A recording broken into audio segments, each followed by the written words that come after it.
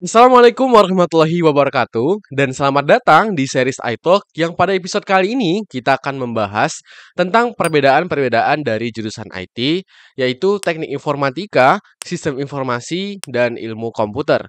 Sebenarnya masih banyak lagi ya jurusan IT lainnya, tapi tiga jurusan IT ini yang sekarang sangat diminati dan lagi hot-hotnya.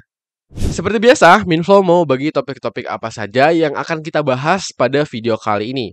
Yang pertama, hal-hal apa saja yang perlu diperhatikan sebelum memilih jurusan? Apa itu teknik informatika, apa itu sistem informasi, apa itu ilmu komputer, dan yang terakhir kesimpulan. Pastikan kamu simak sampai habis ya, agar semua yang Minflow jelaskan dapat menjawab keraguan dan kebingunganmu. Sebelum itu, Minflow mau ceritain dikit pengalaman Minflow dulu saat memilih sebuah jurusan. Sebenarnya, ketiga jurusan ini sudah masuk dalam planning Minflow pada saat itu.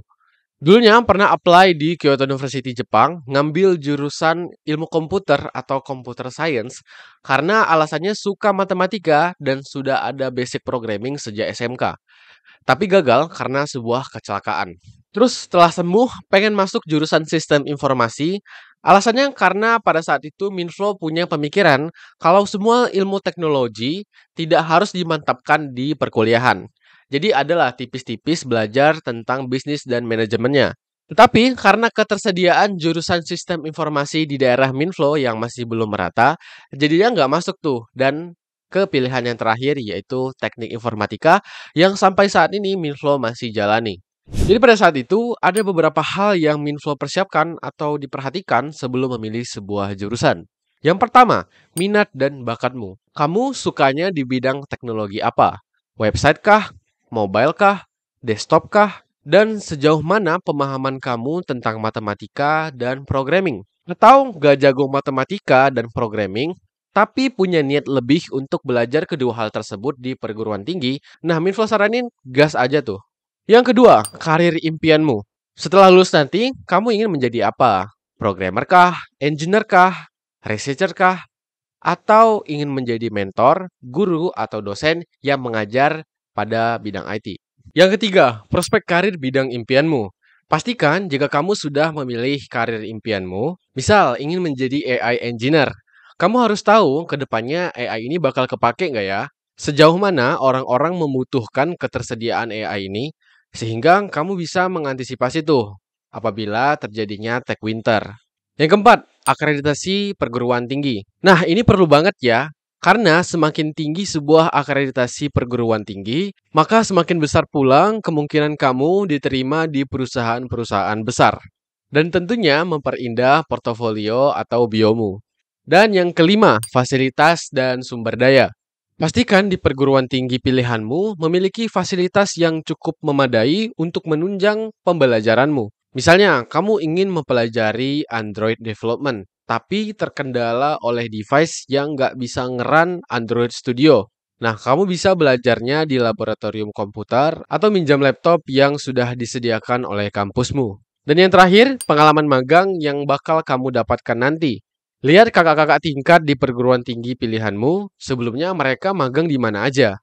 Tanya-tanya aja dulu lewat Instagram atau Facebook atau apalah, supaya nanti kamu dapat tempat magang yang bagus dan berpengalaman untuk mempersiapkan karirmu ke depannya. Nah, kita masuk ke pembahasannya. Yang pertama adalah teknik informatika. Apa sih itu teknik informatika? Jadi, teknik informatika adalah sebuah bidang yang berfokus pada pengembangan perangkat lunak dan aplikasi termasuk desain, implementasinya, dan maintenance sebuah perangkat lunak. Jurusan ini memberikan kesempatan mahasiswa untuk dapat mengembangkan, bereksplorasi, berinovasi, dan membuat sebuah aplikasi yang siap pakai. Materi-materi yang dipelajari pada jurusan ini yaitu pemrograman, termasuk Java, C++, dan Python. Kemudian algoritma dan struktur data, basis data, jaringan komputer, keamanan cyber, pengembangan web dan aplikasi mobile, dan tentunya masih banyak lagi. Nah, teknik informatika ini biasanya di Indonesia ada dua fokus berbeda, yaitu diploma atau sarjana. Yang mana diploma lebih memfokuskan kita untuk terjun secara langsung ke dalam sebuah studi kasus, yang dimana kita sebagai mahasiswa harus bisa menyelesaikan permasalahan yang diberikan. Simpelnya, anak-anak diploma lebih dominan untuk pengembangan hard skill, sedangkan sarjana lebih memfokuskan kita untuk bisa menganalisis, membangun, mengembangkan, memelihara sebuah rancangan aplikasi, dan juga tentunya ada studi kasus yang perlu diobservasi terlebih dahulu. Kita sebagai mahasiswa terjun ke masyarakat atau lihat aja deh di sekitar kita, mana yang bisa menjadi inovasi terbaru atau permasalahan yang belum dapat diselesaikan. Simpelnya, anak-anak sarjana lebih ke soft skill dan tentunya juga memperhatikan pengembangan hard skill. Untuk prospek karir sendiri cukup banyak ya, seperti software developer, sistem analis, network engineer, cyber security specialist, mobile app developer, web developer, dan lain-lain. Yang kedua yaitu sistem informasi. Sistem informasi ini kalau Minflo bilang dia tuh kayak jurusan yang unik ya. Kenapa? Karena di jurusan ini menggabungkan dari beberapa bidang keilmuan seperti programming, manajemen, dan bisnis. Jadi kayak paket komplit gitulah. Jurusan ini memiliki fokus yaitu mengintegrasikan teknologi informasi dengan bisnis dan manajemen, serta mengelola dan menganalisis informasi tersebut untuk mendukung pengambilan keputusan di sebuah organisasi atau perusahaan. Materi-materi yang dipelajari yaitu manajemen proyek IT, analisis dan desain sistem, e-commerce, basis data, sistem informasi bisnis, manajemen dan strategi IT, pengelolaan sumber daya informasi, dan tentunya masih banyak lagi.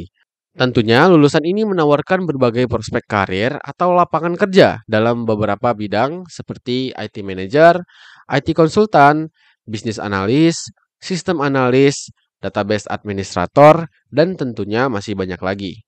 Yang terakhir adalah ilmu komputer. Jadi jurusan ilmu komputer atau lebih dikenal sebagai computer science merupakan bidang studi yang sangat mendalami seluk-beluk komputer seperti menyusun algoritma dan programming untuk mengembangkan sebuah aplikasi maupun sistem perangkat lunak lebih dalam lagi daripada jurusan teknik informatika.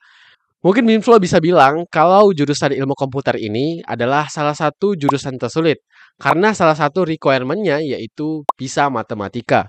Materi yang dipelajari yaitu yang pertama, matematika. Dan matematika ini masih banyak lagi ya turunannya seperti kalkulus, matematika diskrit, aljabar, dan lain-lain.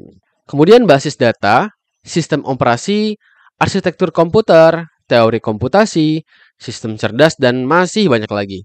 Kemudian prospek karir yang ditawarkan tentunya banyak, seperti research scientist, data scientist, machine learning engineer, software engineer, akademik atau researcher. Jadi kesimpulannya, buat kamu yang ingin terjun di bidang IT, pastikan dulu tuh passion kamu di mana. Kamu nanti ingin menjadi apa? Developer kah? Programmer kah? Researcher kah? Dan pastinya kamu juga harus paham perbedaan antara jurusan-jurusan IT yang tersedia sekarang ini.